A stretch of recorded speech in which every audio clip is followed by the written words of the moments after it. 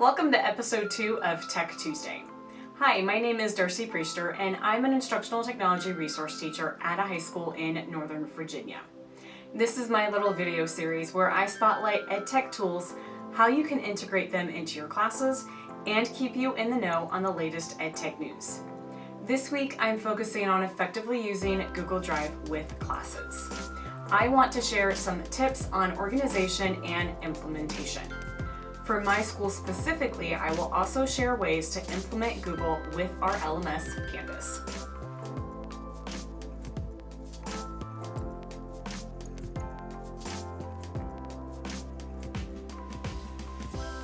Google has so much to offer, I know it can often be overwhelming. So let me break it down for you, starting with creating new documents and files. There are now 3 ways to do this. And I know that may seem like a lot, but it's actually one of the things I like best about Google, as they give users multiple ways to do the same things based on personal preference. I like how each of these 3 ways build on the next, giving you more options as needed. The first way is fairly new, and this graphic shows the multiple URLs users can use to create new documents in all of the different apps. Just type in the URL to get a new document. The second way is through the app's direct homepage, which follows the same URL naming convention for each app. Type the name of the app .google.com. For example, take Docs. This would be docs.google.com. The benefit of this way is that at the top of the app's homepage, you can view various templates that can be used for class activities, plus any documents that pertain to that app. You can see all of the app URL homepages in this graphic.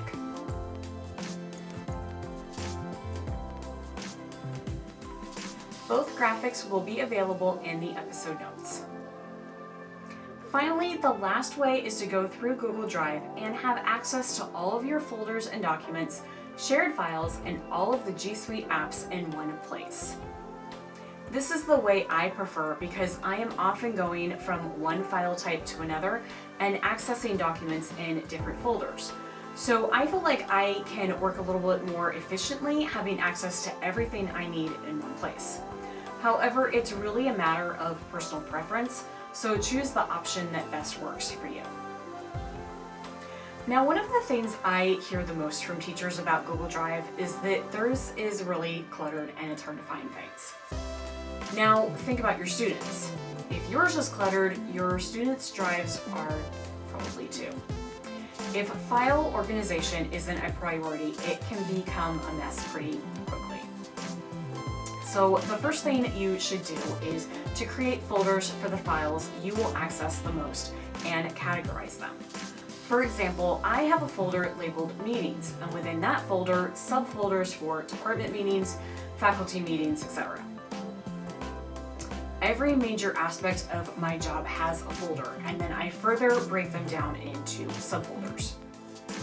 To move a file into a folder, pick one of these 2 ways. Drag the file up to the folder, or using the left side navigation, navigate to the folder and drag the file.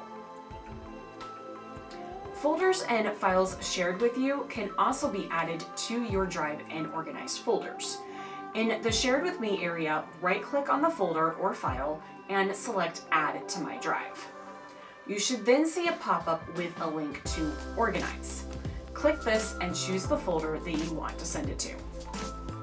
Just like with the folder structure on a computer, Google automatically puts folders first in Drive in alphabetical order, followed by any loose documents that you haven't put into folders. However, there are some other ways to clean this up. If you access a folder or document more often than another and need it at the top of your list, you can rename it and label it with a number 1 or letter A, and then the name of the folder or document. Keep adding numbers or letters as needed. To do this, right-click on the folder or document and select Rename. You can also change the color of folders to make them stand out. Again, right-click on the folder and select Change Color. You may also want to go through the loose files and get rid of files named untitled and organize the rest. Encourage students to follow these same procedures as well. As this is the first week of school in my district, this would be an appropriate time to have students clean up their files and create folders for their new classes. Students can also create a folder for any work from last year they want to keep and use it as an archive folder.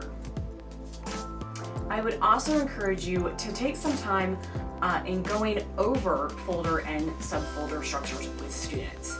They may not be aware of this, and even if they are, it's still a good reminder.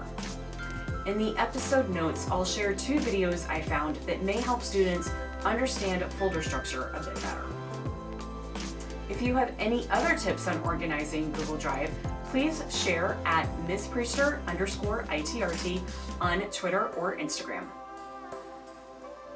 Let's move on to working more efficiently with Google Drive and talk about a new feature, the priority page. Some of you may have noticed this new addition to the navigation panel in the last couple of weeks. On this page, Google's AI shows you the most relevant files it thinks is the most important to you right at the moment based on previous activity. From here, you can take action on these files as well as sort them into workspaces. In workspaces, you'll be able to see suggestions of related content to group together for easier access, such as multiple files related to the same project.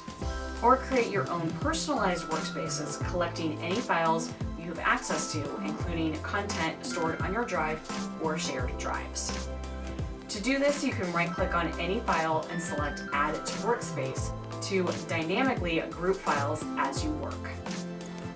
This would be great for leadership or admin teams or group projects with students in class or after-school clubs.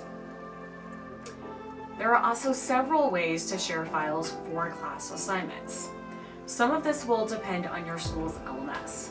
My school has Canvas, so I will cover this. But if your school has something different, check to see if they allow Google Files with direct integration. Before I show you how to directly integrate Google with Canvas, I want to go over a couple of things right in Google. You can, of course, share files directly with students or have them share with you. Use my tip from earlier to organize files shared with you and add them to your Google Drive. You can also consider creating a new folder labeled with the year and adding class assignments and share out the entire folder with students. This way, at the end of the year, you can revoke sharing access to the entire folder. However, I have a different method for you to try. If you are sharing files with students, I would force them to make a copy instead. This way, you share a link with students, and each student will have their own individual copy of the file to work on. To do this, open the file you want to share with students. Look at the URL, and at the end, take out everything past the last slash that starts with edit and replace it with copy. Copy and paste this new URL where students can access it. When they go to the URL, they won't be able to open the document before accepting that they have to make a copy of the file. If you're doing this in Canvas, you can paste the link as is, or even better, link the text that describes what the document is. So if this is my link to my syllabus, then type the words syllabus, highlight, and link the URL to the words. Now you're probably wondering, how do students turn this in? They can use either Google Forms or Canvas. In Google Forms, you can create a form for students to add the share link to their work. Here's one I have used before that asks students for their names, class period, and a place for the link. Once you have all the responses, use the spreadsheet view to not only click on the links to see their work, but also to view the timestamp for when it was turned in. Did you know you can also upload files through a Google form? Add a new question and select File Upload. You can select the types of files, maximum number of files to upload, and the maximum file size. Responses will go into your Google Drive. This is great if you have students who use something other than Google for their assignment. Now, I also mentioned you can turn in assignments through Canvas. When you create an assignment, scroll down to the submission type and select Online.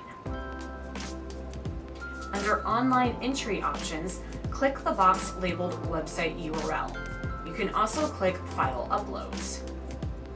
The first entry option allows students to use the share link in Google to turn in assignments, while the second allows students to upload Microsoft or other programs.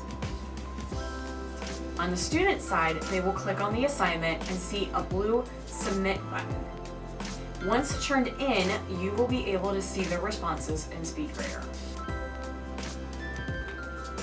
Now, there's one other way you can use Google and Canvas together, and that's through the Canvas integration.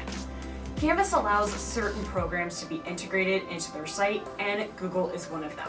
Through this integration, you can embed assignments, which students can work on right in Canvas and turn in. The first thing you need to do is make sure Canvas has access to your Google Drive. Go to one of your courses in Canvas, and on the left side navigation, click Google Drive. On the new window, click the button that says Authorize.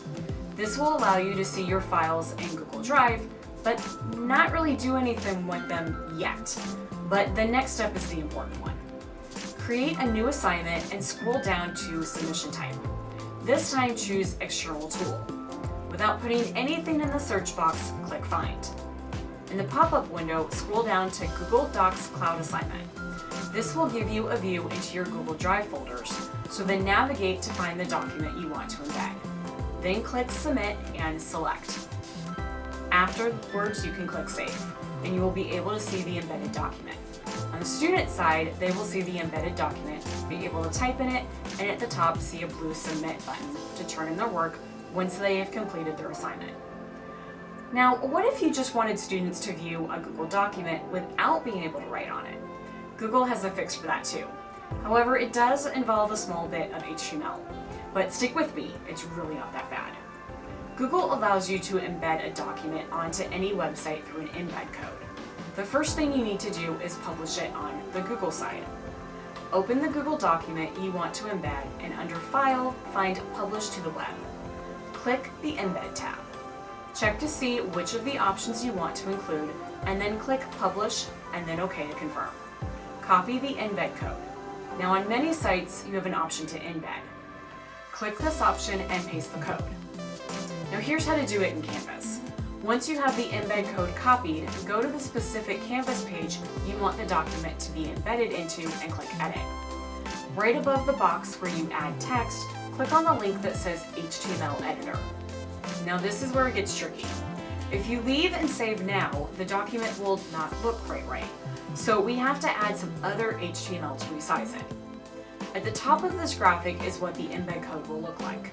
This extra code needs to go into the highlighted portion after the quotation marks. This will allow the document to be at 100% for width and height. At the bottom, you can see what the embed code looks like once the extra code has been added. Click on the Rich Content Editor link to see the new view. Then click Save and Publish. If you need to make changes to this document, you can change it in Google and it will be automatically updated on the Canvas page.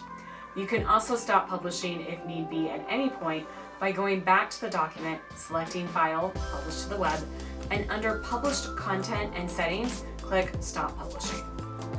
So now you should have some good tips for implementing Google Drive into classes. However, if you have any other tips to share or questions about anything in today's episode, please contact me at MsPriester_ITRT. Thanks for watching, and I'll see you in 2 weeks.